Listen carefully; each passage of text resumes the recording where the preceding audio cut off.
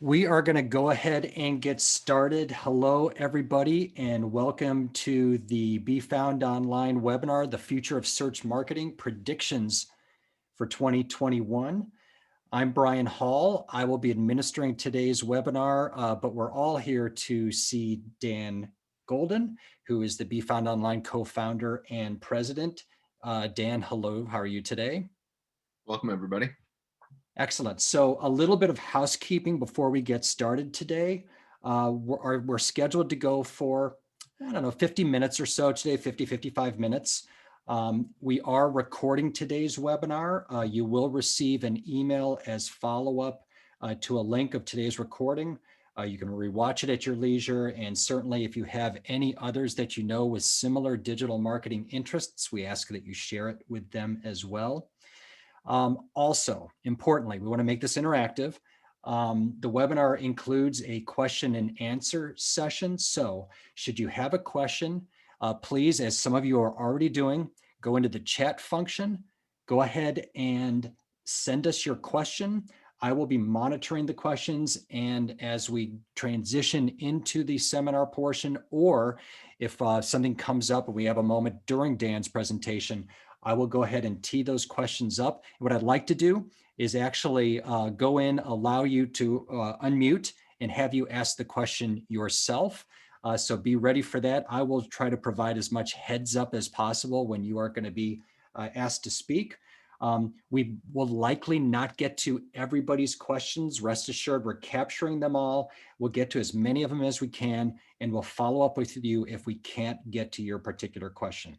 That is all the housekeeping for right now. So sit back and enjoy today's webinar. And Dan, without further ado, I will turn it over to you. All right. Well, I don't need to read this title slide here, predictions for 2021. I did make that meme, by the way. Just a quick disclaimer as we're going through here. I think I've been doing this a long time. I consider myself an old grizzled search marketing nerd who happens to be running an agency nowadays. But this presentation has been a passion project of mine. I have it open up on my laptop literally 5 days a week. And as I'm monitoring what's happening out there, this is a moving target. Those who've seen the presentation before, you might see some familiar slides, but there's always something new. In terms of what I want to cover today, I want to talk about the search results, search engine results page, how it's changing, how some of the new devices and ways in which people are searching is changing user behavior. Run down a little bit of what we're seeing in terms of the overall marketplace changing, what we're seeing with SEO and organic, as well as some of what's new in paid. So I always lead with this, and this is a warning. It is January 26, 2021. There is already something in this presentation that's out of date, and I just don't know it yet. That's my disclaimer. As I give these presentations, I used to do this live a whole lot more when I could actually give you a real high five. And learning from people that spot something I haven't found yet, or some new ideas. I love getting feedback. We will of course take questions at the end, but if you see something and you want to call me out on it, bring it, please. I thrive on that stuff. In terms of today's presentation, I think this GIF here describes the style. This is drinking from the fire hose. So we've got about 50 minutes. And I've got a ton of content, and that's really my goal today, is to spark some new ideas, make sure we talk about what's happening out there in the marketplace, but giving you as many practical tips as possible to go back and implement some of this stuff. So without further ado, that is the end of my disclaimers, and let's dive in. So decoding the search engine results page. Search overall has been evolving, and this is not a 2021 thing. This has been happening since Google's been around. The major shift that I think underlies a lot of what we're seeing right now is this move from Google being a page of blue links. When Google first launched, their goal was to get you off of Google, to help you find the information that you're looking for. And that shift, as Google is moving from being a search portal to a destination. In some definitions, Google is now a publisher. That's a controversial statement legally, but when we think about how people consume media and find information, more of that is coming from the search results and not from the web pages that are linked from the search results.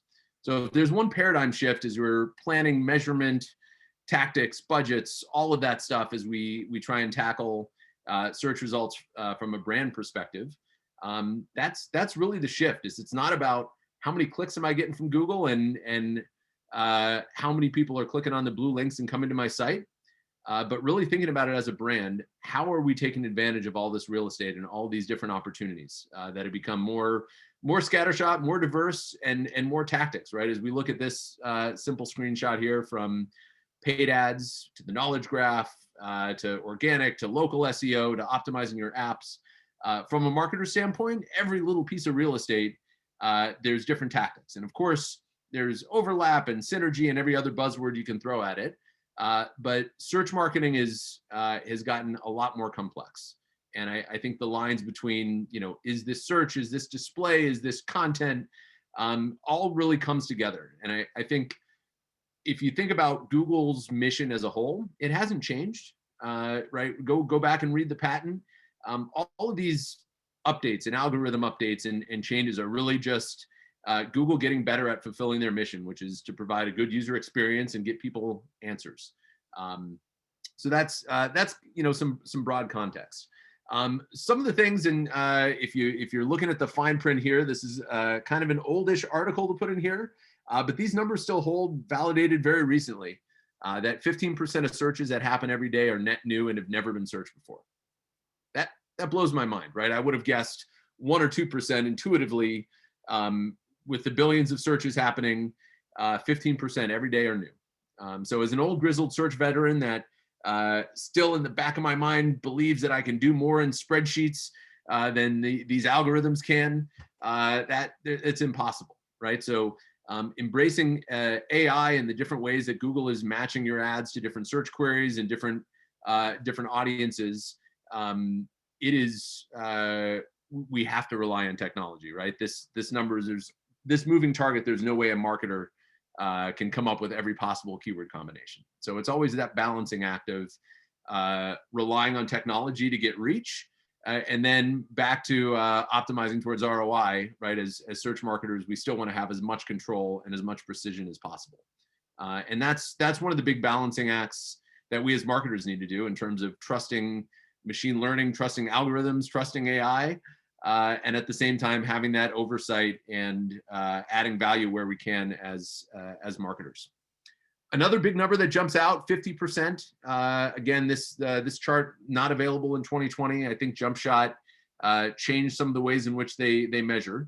But this number, half of the searches result in 0 clicks, and that I believe that has been increasing over 2020. So it's more than 50%. Again, as marketers, certainly as an agency that gets judged on how many clicks we drive to websites, this is hugely impactful as we think about how we measure and prioritize search, right? So you could say that it's 50% because it's a bad search result. I would say it's 50% because people are getting the information they want without having to click onto a website. So again, as we think about what is the value of visibility if you're showing up in the different areas of the SERP, it's not all about traffic. And that's a big, big shift in terms of how we've always been measured as an agency and how marketers and in-house teams need to justify the budgets and activities that go around search. Another big update is coming. May 2021. It is very rare. I've been in this business a very long time. And typically someone who works for Google will say some sort of ambiguous statement at a conference. And then a bunch of nerds like me and the folks on our team here write blogs guessing what we think Google might mean and what they might want you to do. So there's a handful of these opportunities. This is one of them, where Google, well in advance of making a major algorithm change, is telling the community, we are launching a new Google page experience update in May of 2021.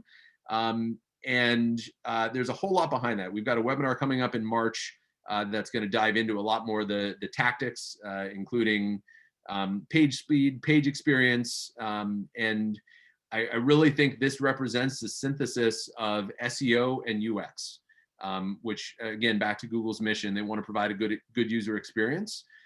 So this is another big one that's happening this year. Many brands have had their eye on this, but come May, this is going to be a have to have and not a nice to have.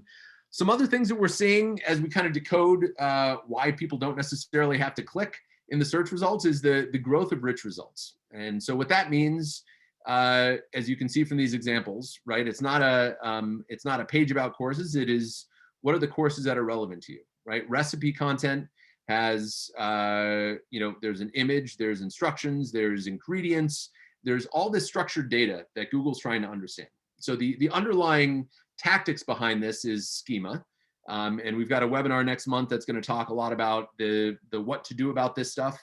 But the schema is another one of these things where Google says specifically, if you're a publisher, if you're a website, we want you to do this. We want you to structure your data in such a way that Google can understand and extract relevant information to place in the search results, and not just use it as a ranking factor to drive traffic to your site. And so there's a trade-off here. We've looked at a number of different tests as brands. There's many publishers and brands that really don't like this, right? Because this is extracting information, your valuable IP, and displaying it in the search results. The alternative is someone else does, right? And so that's where we need to balance these trade-offs of identifying these opportunities of where your brand and your content needs to live. Again, don't have a study yet for 2020. There's a bit of a trail off towards the end, but the net theme here in terms of these rich results and rich answers is a huge increase. And I've looked at this study from a number of different ways, but Google is getting better at coming up with the answer. And again, as marketers that look at that whole search result page, when there's one answer, there's one winner, right? We've made a lot of brands a lot of money in position 3, where you can still drive a lot of traffic. When we think about an answer, you're either there or you're not. It's Boolean. And so identifying these core questions around your product category or your brand is a big part of and winning, right? Because the second position in a rich answer is you get 0, right? So quick answers, right? Why is the sky blue? There's an answer for that. We're also seeing search engines getting a lot smarter. And again, we could layer in some controversial thoughts around here, is identifying opinion versus fact, right? Google's trying, with the knowledge graph, is trying to display facts that are validated from sources that are trusted. But if you think about the amount of content out there on the internet, what is true? Well, that depends on your perspective, right? But sort of understanding and indexing opinion content versus facts and how that gets displayed is a big challenge that I think search engines are doing a much better job of now. But again, as brands, we think about what can we do about this, right? It's all of those things that contribute to positive SEO footprint of building authority is going to contribute here, because Google wants to provide authoritative answers from the best sources, right? So we have these featured snippets. I always tell this tale here about the site celebritynetworth.com that did a ton of research. They had 40 full-time employees. I think 40 million visitors a month, because a lot of people care about this shit apparently. And Google extracted that data, right? With this answer, if you really care about what Larry David is worth, you really need to dig in and go to a website. So again, just thinking about how the search results are becoming a destination, becoming that publisher, that information source, and really what we need to, how we need to shift as brands in terms of how we think about it. We're also seeing a bunch of different things that Google's testing. This is what's known as the entity carousel. So when you're doing high-level research on some of these broader terms, if Google has a really good idea based on previous search history, they'll probably take you right in. But there's sort of this, again, helping people navigate down and find what side of the topic they're looking into. Again, just new opportunities for brands and publishers. And this is one, the PAA, or People Also Asked.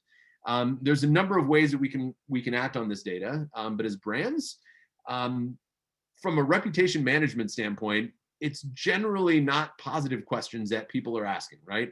I don't know how many people have Googled, why is BFO so awesome? But in general, as you think about some of these other brands, right? Why is Apple so bad? That's kind of a lame question here, but Google thought it has been asked enough that that is what's the first thing that's showing up in the search results. And maybe this is some sort of Google Apple trolling each other um, intentionally done here, but the people also asked and understanding when you go to do a search and the autofill, right? Google will suggest here's 5 to 10 things that you might be searching for. There is a ton behind that data, right? Because that reflects what Google algorithms think other people might be searching for. So as a brand, staying on top of this, it's really tough to influence the people, the PAA, but at least if you, as a brand, right, if you have those answers, you need to start with questions. So this is one way to sort of get that cloud of questions that are that people are asking about your brand. Again, we're going to dive a lot deeper into this topic in the next webinar. But again, just thinking about all these different parts of the search results and how that plays into your brand strategy, both from driving traffic, but also managing your reputation. Because the macro level trend again is that your brand doesn't just live on your website, right? It lives in the knowledge graph and it lives in the PAA and all these other pockets of opportunity within the Google ecosystem. So one exercise I always like to give a little bit of homework, and I've got all this stuff linked, and we'll share the deck and all that. So for you you really good note takers out there, you don't really need to write all this stuff down. But there's a rich results testing tool. So if you want to give just a quick, as you can see, this is a very simple process here of putting in your page URLs. You can do it as a high-level URL, or you can try deeper into your site on specific content pages. This is one way to get just a quick litmus test if your site and your brand is actually optimized or ready to show in the rich results. So that's one thing I would recommend looking into. So to keep moving on, Google Discover. Some play with this. Usually when I've been live and I ask for the hands up in the air, it's about half the room knows what Google Discover is. If you don't think you have it, you probably do, because it's built into the Google apps on your phone.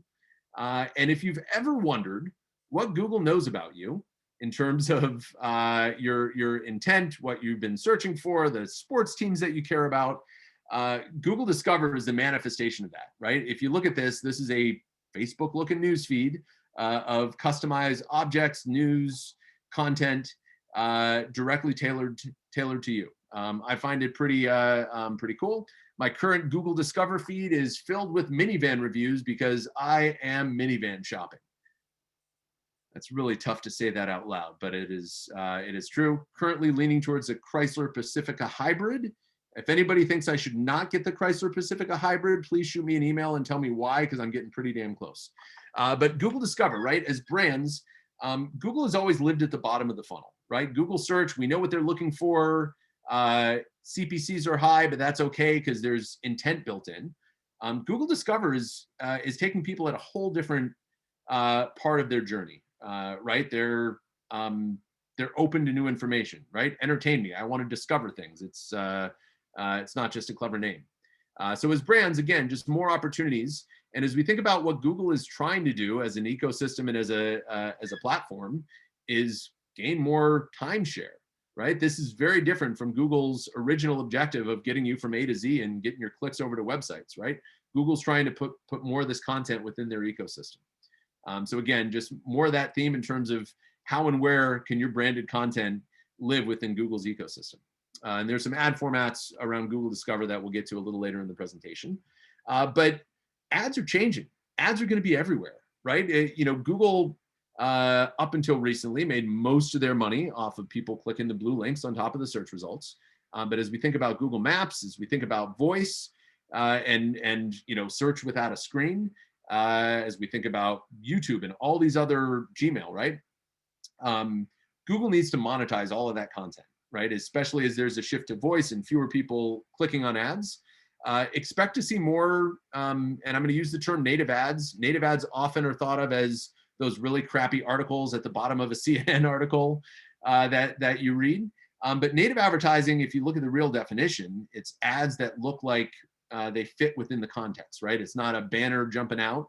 It's an ad that's built within the feed or an ad that's built within Maps. So we're seeing a whole lot more of that, and there are some implications for paid and how we need to think about that as marketers that we will be getting through. Shopping happens everywhere, right? From an e-com standpoint, of course, as brands, you want to own that customer and get their data on your site and have them create an account and transact with you.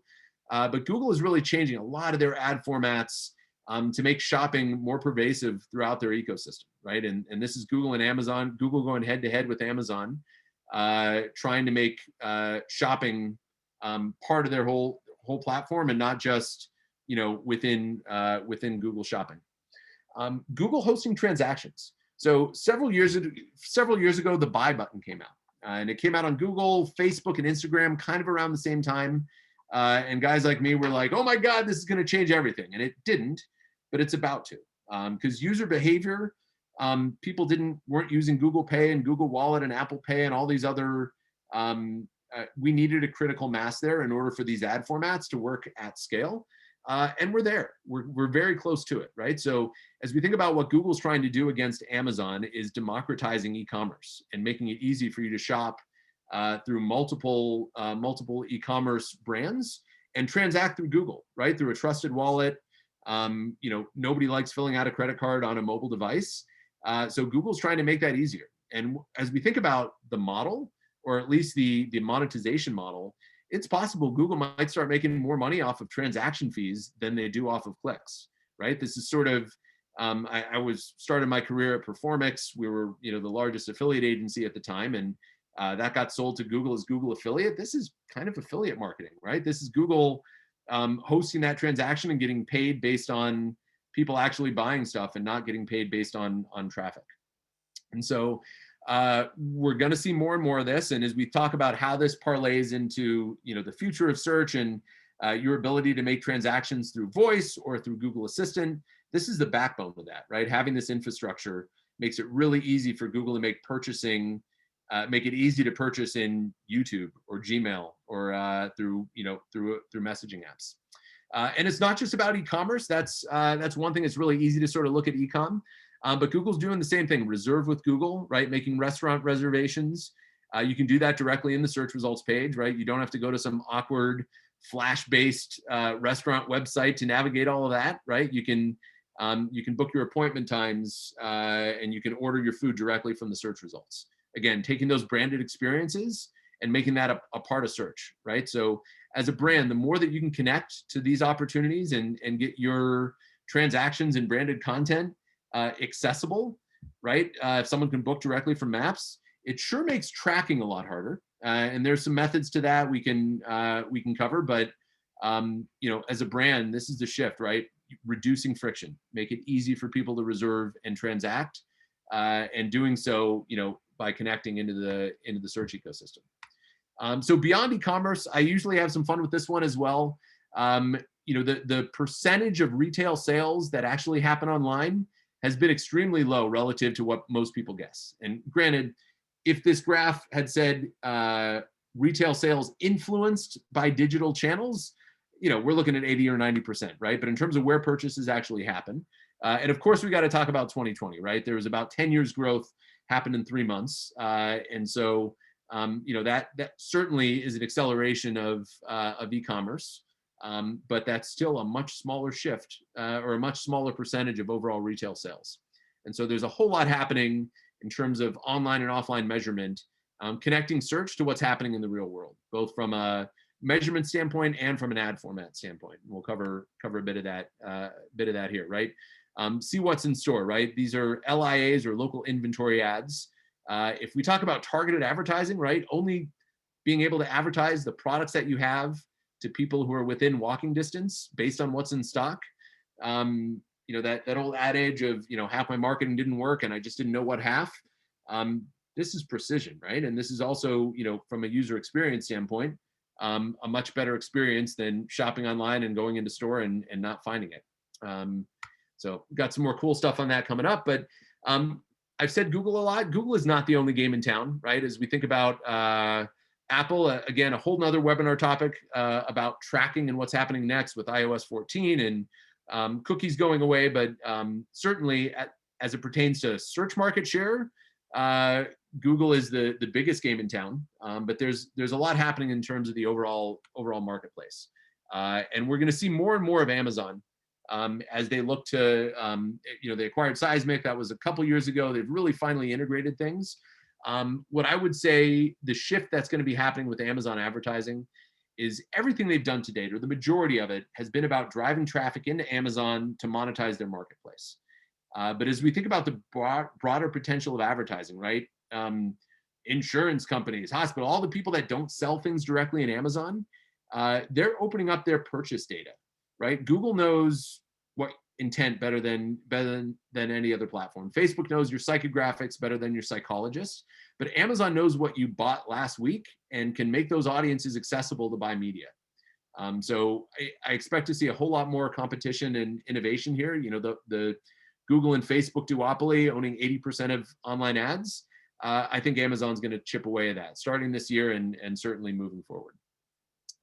We're starting to see other search-based channels pop up as well, from retailers that are trying to monetize their customer data and all this digital inventory.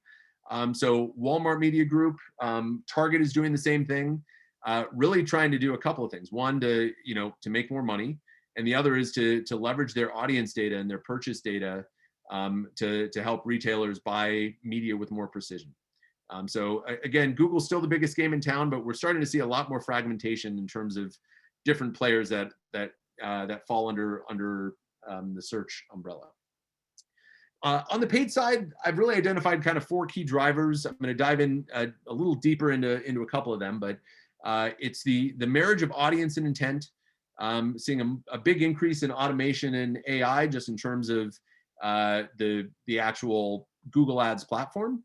And I think the bigger driver is ads and how we've typically thought about search ads. I'll give you the headline ahead of time is that search ads are sexy again. It's not just 25 characters and a 70 character description. So on the audience side, Google has made, and this is not just a 2021 thing, there are a few things in here that I would say are new.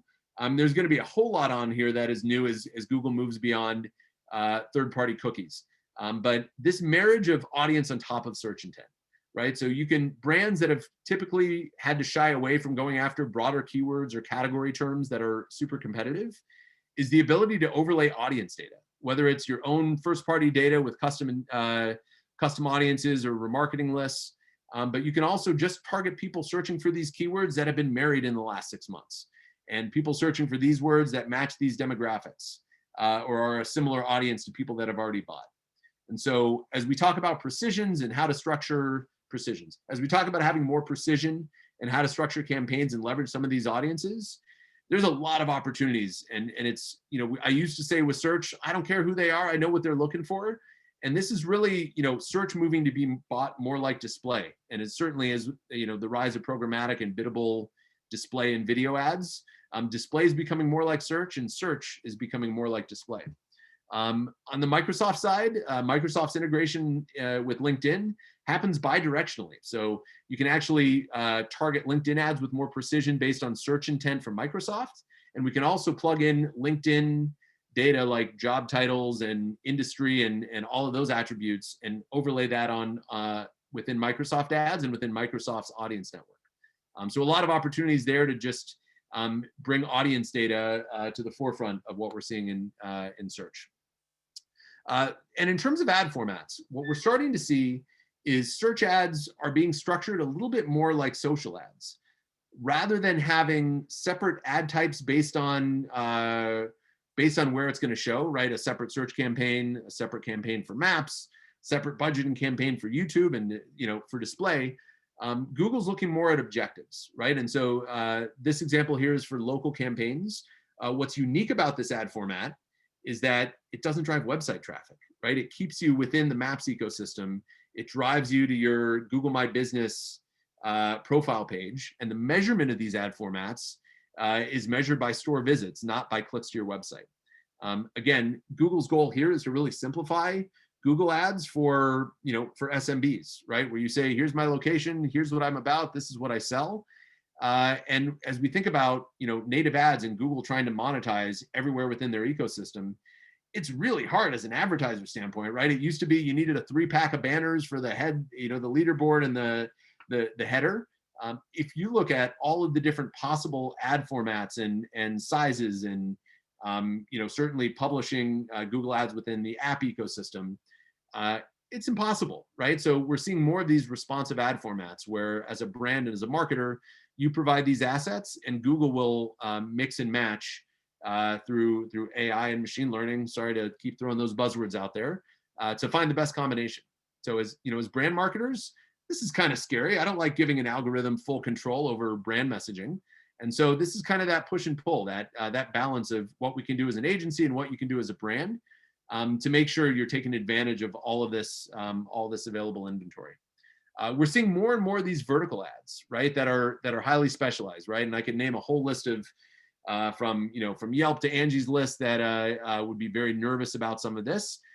Google screened more for professional services. So again, a different type of search result. These sponsored ads that build a little bit more trust, right? The Google Guaranteed program for home services, where they actually have to provide license and background checks. And it's kind of an added layer of legitimacy. I look at this as a marketer and I'm like, of course, Google's trying to monetize every little piece that they can.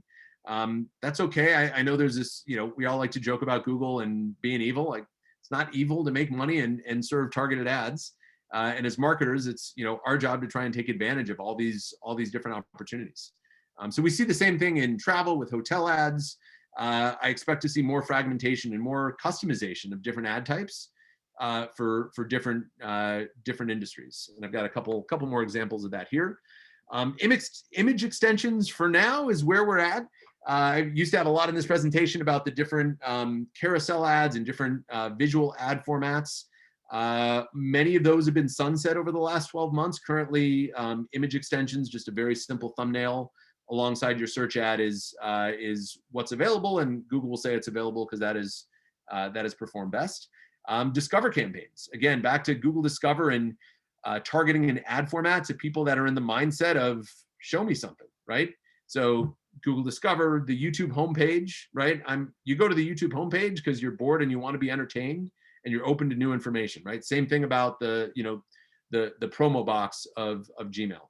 So Discover campaigns, another objective-based ad format. And this to me is Google taking a shot at Facebook, right? Facebook and some of these social platforms get a lot of those brand building dollars, demand creation dollars, and Google gets the search budget. Google's trying to also kind of move up the food chain in terms of awareness, and the ad formats are following there. Chat ads, right? I'll be diving in a little bit more into virtual assistants and just how customers expect to be interacting with directly with brands.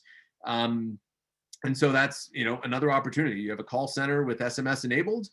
You can enable chat directly from the search results to get your customer service team engaged directly with customers. Similar thing with lead gen ads. Again, if you do a lot of Facebook and LinkedIn, and you're familiar with these ad formats, but Google's getting there as well. Again, making it really easy for people to click and get an offer with pre-populated forms, because most people using Google are signed in. So I'm hoping, in terms of the breadth of different formats that we've covered here, that you've learned a thing or two, or at least something new about ad opportunities and different opportunities within the Google Ads ecosystem. So again, a moving target. I bet I missed something, and I know there's something I didn't include in here, but Beth told me I needed to have less slides, so blame her. I'm kidding. Okay, so up next, the search ecosystem, right? Where is search happening? What's happening kind of across devices? How does this all play into a strategy for 2021, right? So the first thought goes to these devices, right? And I'm a horrible example of overusing these things. I've got most from Facebook Portal to Google Nest Hub Max, and I've got that big home speaker, and I've got an Alexa. I probably overdo it, but search is becoming pervasive, right? And it's not just about smart speakers, right? This is kind of the easiest example, but it's happening everywhere, right? And when we think about sort of the physical devices, right? Amazon is still winning. They have a higher market share of Alexa than relative to Google Home, and certainly some of the other upstarts. But when we look at the market share of Google Assistant versus Alexa, through my phone over there, but Google Assistant is on everybody's phone, right? So when we think about market share of the platforms, Google is besting Amazon by far, right? And it's not just about these physical devices. As we talk about voice search, a lot of the use cases that are happening right now in these smart speakers, it's stupid simple stuff, right? Asking a question, streaming music, checking the weather, setting a timer, right? It's basic things. And so, as brands, we have a lot of questions about voice and the efficacy of it, and what types of brand experiences can you really do via voice. So hopefully this, what I'm trying to communicate here is simplicity, and that in a lot of cases, these new devices aren't necessarily about customer acquisition, they're about customer experience. And that's, call that an ongoing trend. I know this is the 2021 presentation, so consider much of this in 2021 to be a progression of where we've been, in that the way people use these speakers, assistants, it's not about finding new brands, it's about interacting with the brands and interacting with your brand, right? And it's not just, it's not just speakers, right? Speakers are built into lamps, into thermostats. I've always made a joke, right, that the next toaster I buy is somehow going to be a smart toaster. And then Amazon came out with this, Amazon Basics microwave, 56 bucks. You can talk to your microwave. That's really not all that cool. What is really cool is this auto replenishment feature. And this is easy when everything's Amazon, but I want you to think about how this could apply for your brand, right? But with that microwave, you've got the button that says popcorn. And if you buy through Amazon Prime Now or Whole Foods and you're buying microwave popcorn, Amazon knows how many bags you have, and it knows how many times you press that button, right? So when you press that button for your 5th bag and they know you only had a 6-pack, they can auto reorder to make sure you never run out of popcorn. So that one example, just think about what could you do as a brand for your existing customers, right? That makes reordering easy. From an Amazon standpoint, certainly if you're a CPG brand, right, Amazon's going to make it really easy to buy their private label stuff, right? A lot of risk here for that. Smart screen platforms. As we think about a website, right, you're not going to optimize your website for this, but what can you optimize, right? What, as a brand, how can you be positioned on these small screens, and what types of content, would you consider, right? And so Google's licensing out their platform. Facebook is getting very aggressive with Portal. I thought it might have been Sunset, but they're growing market share. Google's smart screen platform is also being licensed out, so it's not just these native devices, but it's really the platform and the ecosystem, right, which is going to have broader appeal. There's a couple of branded opportunities, so custom themes. If you're a ski resort and you want to have weather report for, with some graphics, right? Or having rich responses that are tailored to these screens, right? Recipe sites, food brands, lots of opportunities to provide a rich experience. So these are all available. There's a link to this stuff in the presentation. And then cars, right? We're seeing a huge increase in terms of the use of voice assistants in cars, not just for turning on the music, but for getting directions and transacting and finding restaurants. So we're seeing more and more of that. And again, those all involve screens. Google acquired Fitbit. This just went through, or was just SEC just said yes, right? But think about the battle for the body, right? With Pixel Buds, AirPods, Surface earbuds, Samsung has a Bigsby ones as well, right? Search is going to be on us, right? If we think about Star Trek and people talking into their wrists, and we're there, right? We're there. Search exists everywhere. It's not something that people go do. It is built in, right? So as brands, what are the little things that we can do to provide a better experience there? Visual search, Google Lens, we're seeing a lot more in terms of visual search engines. Google Lens right now, the power of this and where this will be, maybe by the end of this year, maybe by 2022, is going to be game changing, right? This is augmented reality and a practical application for business, right? You're standing across the street. You don't have to Google the meatball restaurant. You just point your phone. Google knows where you are. They've already knows what it looks like with Street View, and you can make reservations and check out the menu without having to search. Google's really good at identifying flowers for whatever reason. Products, not so much, right? But this is the vision, right? I like that shirt. Let me point at that shirt. Let me buy that shirt. We are not there yet. We are far from it. But as an e-commerce marketer or as a product or a wholesaler, it's less about getting your images to show up in the Google image results. You want your images to correspond to your products when someone's pointing to that in the real world, right? That's what new image SEO is truly going to mean. This is an example here of a guilty pleasure, both American Idol and Orange Jackets. I tried that with Google Lens, and it identified Ryan Gosling, The Place Beyond the. That Ryan Gosling is not Lionel Richie, and that jacket is not orange. So Google Lens kind of sucks, but it's going to be awesome really soon. And brands need to start thinking about that right now and how they index their products and their images and 3D images to make sure a picture of the side of your shirt can find that product and help people buy it.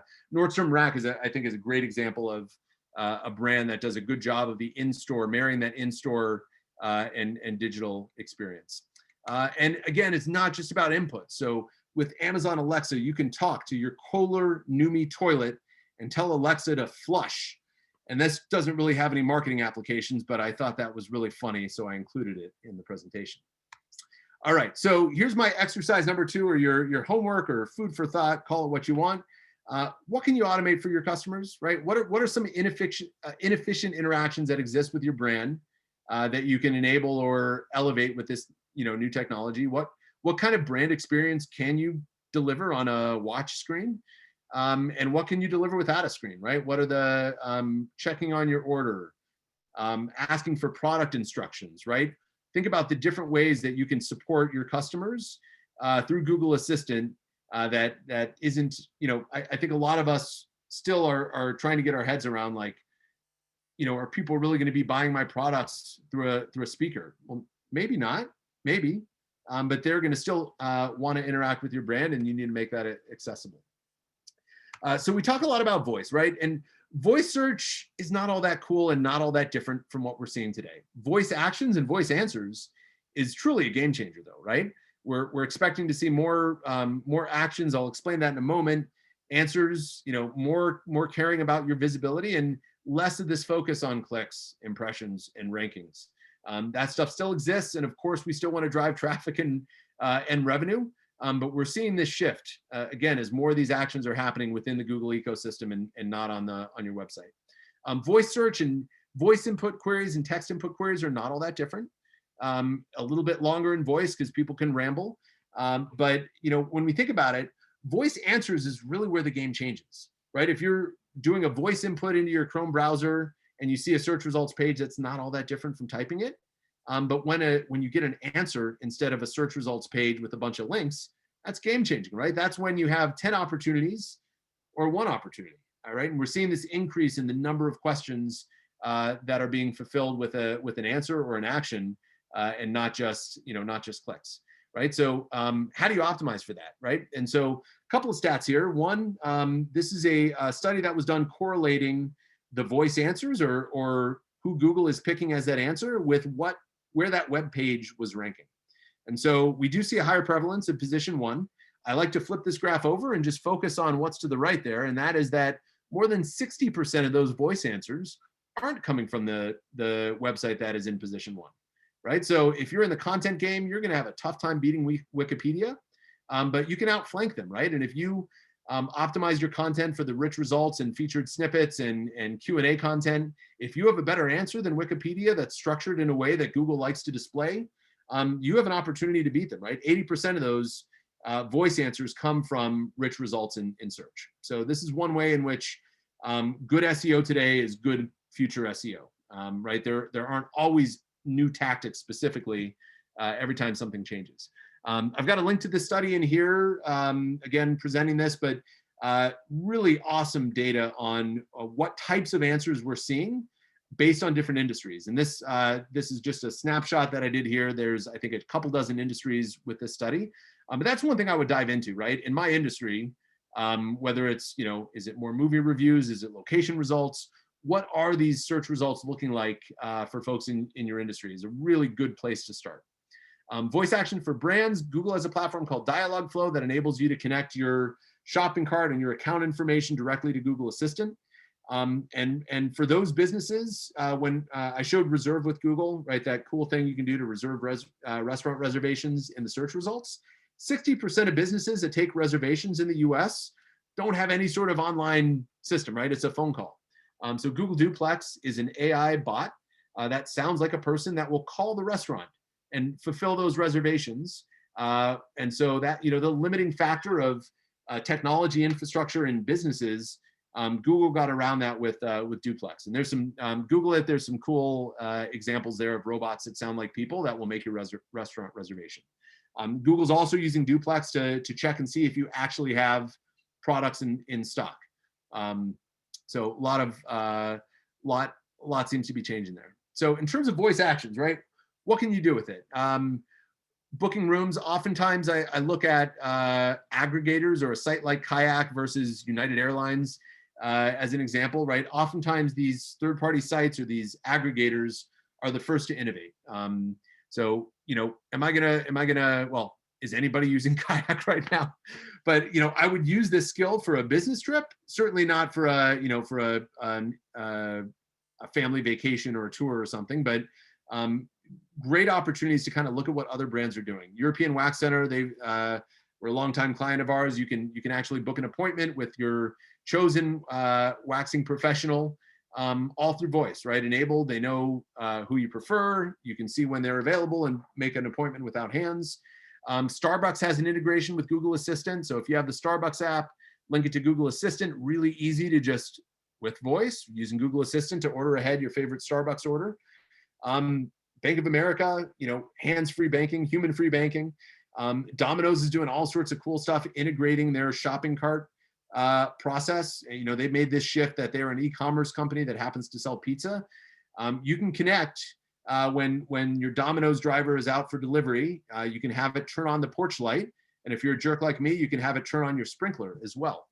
So lots of opportunities to kind of connect your shopping experience or your brand experience to other anything that's connected to IoT, right? The possibility, there are billions of possibilities here of how you can connect your brand experience using some of these tools.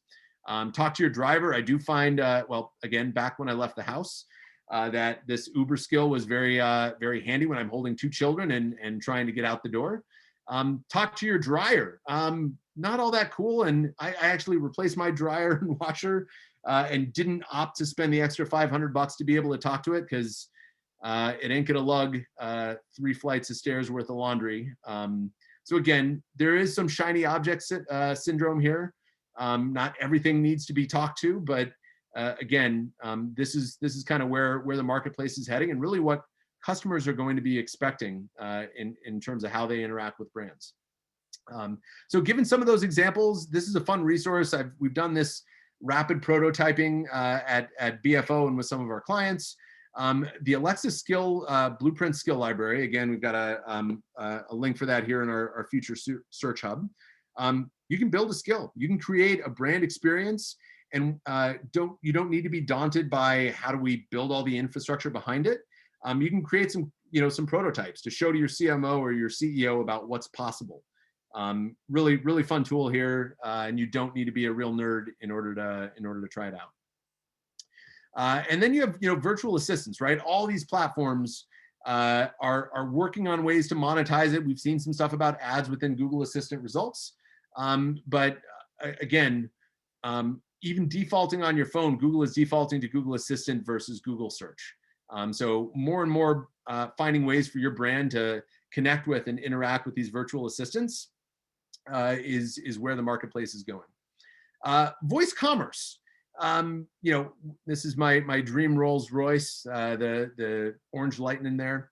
Probably not going to buy that through voice, right? But toilet paper, reordering, right? Simple things that you don't have to shop for.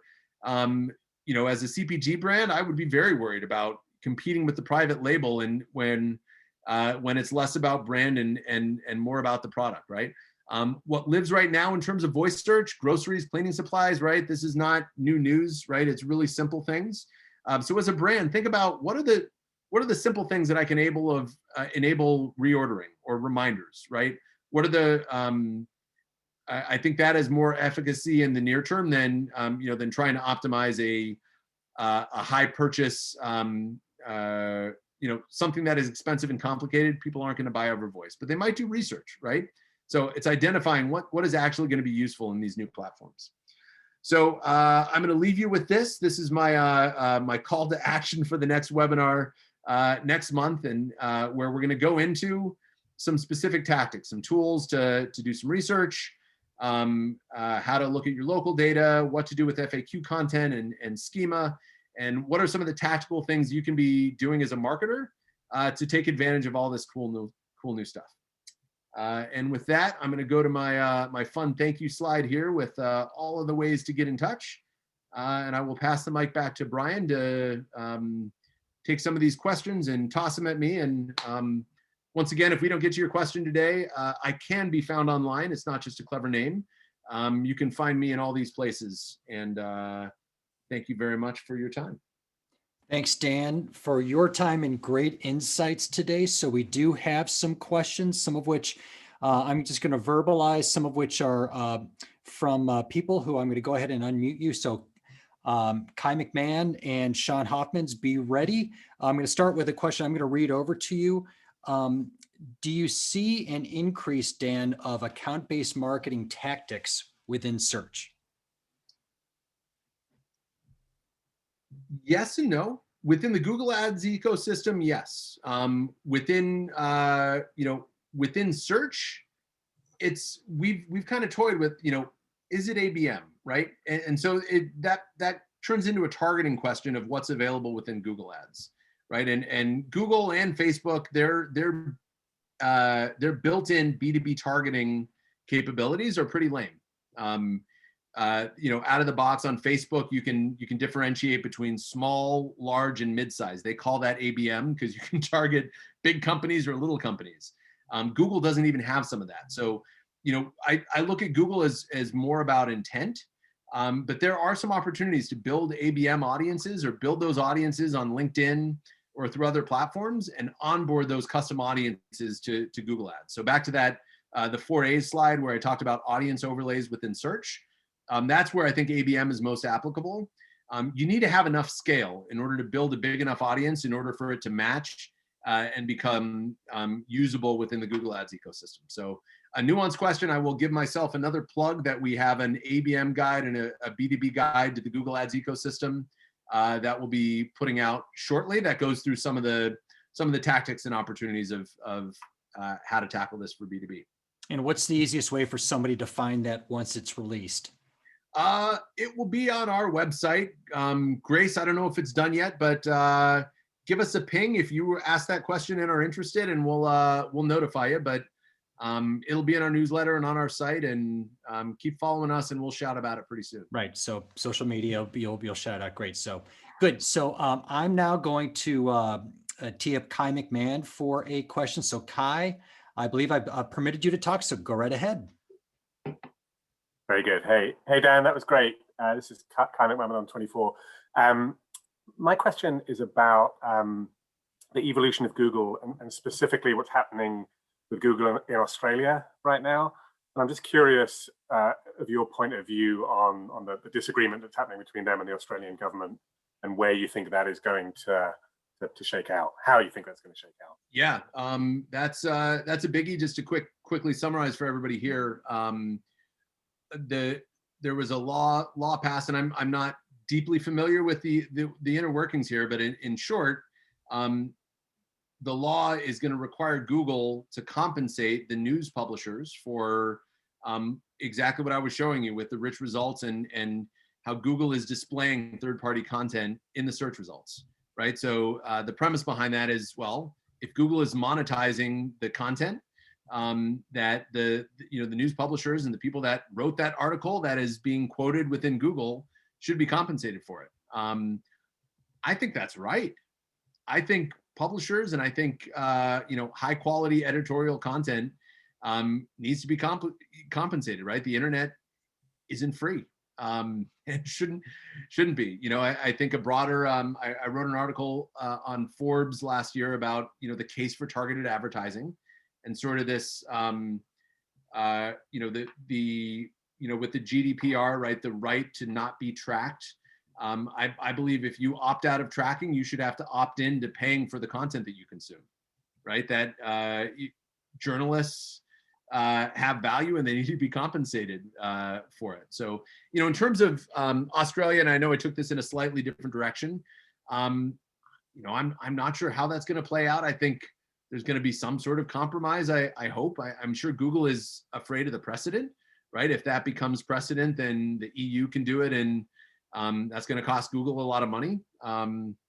Listen, I think the notion of taking things that other people have written and put it in the search, putting that on Google, and Google not paying for that, or they're making all the money off of ads, right? It's similar with YouTube creators, right? When you reach a certain threshold on YouTube and you monetize ads, the creator makes some of the money and Google keeps some of the money. So I think a more equitable distribution of compensation, and this goes for both publishers and for people, right? And when I say people, I mean your data being monetized by these tech platforms. I don't know where it's going to land, but I believe it needs to land somewhere in the middle. And I sure hope Google doesn't just pull out and I hope they come up with an equitable solution. Thanks, Dan. Thanks, Kai, for the question. Sean Hoffmans, I've unmuted you, so please proceed with your question now. Yes, my question was about search intent data and the ability to identify those people behind those keyword searches. It seems to me that with the 50% of searches being 0 click, doesn't necessarily mean that these people aren't of interest, but what's being displayed on Google now is satisfying that interest. Can you comment on any of that? Yeah, so there's the question of how we measure that as brands, right? What do you know? What do you know that's happening with your brand if it's not showing up as clicks? Google Search Console has been increasingly giving out more data on what both from a ranking standpoint, right? How many rich results are you showing up for as a brand? And what how many brand impressions and interactions are happening that you're not seeing with your web analytics. So that's one way. There's some measurement there. I know our SEO team focuses on measuring all of those things. So not just looking at ranking, right? Am I in position 4 or position 1? But are we taking advantage of all the different rich results? Or is our content showing up in the knowledge graph? So in terms of identifying who those people are, well, that's kind of a black box, right? At least when you're getting website traffic, you have, whether it's LinkedIn or Google Analytics or other platforms you can use to understand the audience. That's a gap, is understanding what's happening with the audience when people don't actually click to your website. So I would say I expect to see more transparency in Google Search Console about what's happening there. It's certainly. So I don't have a solid answer, but I believe the infrastructure is in place to start measuring that stuff with more precision. Great.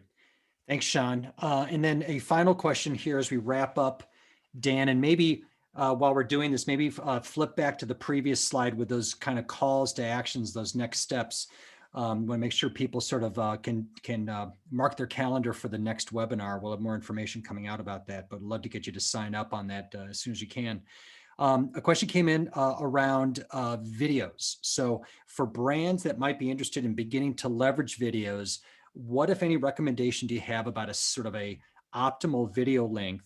And should a brand begin to post organically to YouTube, or can they sort of start immediately to create and do video ads?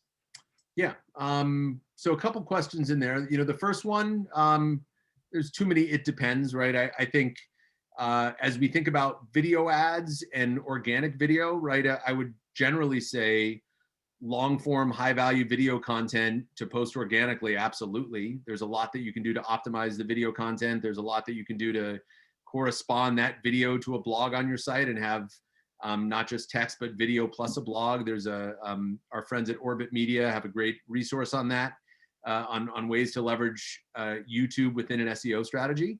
And on the video ad side, right, you need to think about the ad formats and what you're trying to do, right? The latest and greatest are bumper ads on Google, which are 6 seconds. So the antithesis of long form.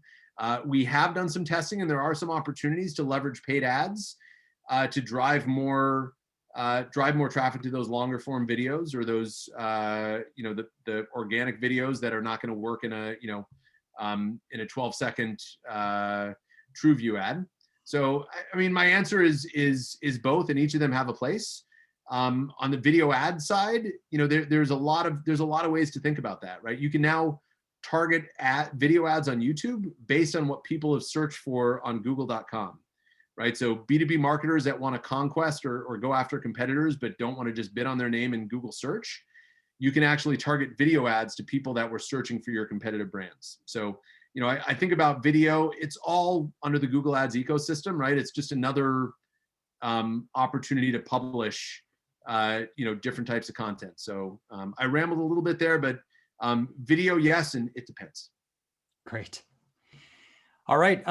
Thank you, Dan. And importantly, thank you to all of you who've joined us today. Please don't forget, if you liked what you saw today, there's more great content on February 25th at noon Central. That's our next webinar with Dan. So definitely you will want to sign up for that. In the meantime, thanks to everybody. Dan, thanks to you. And we hope you have a great rest of the day.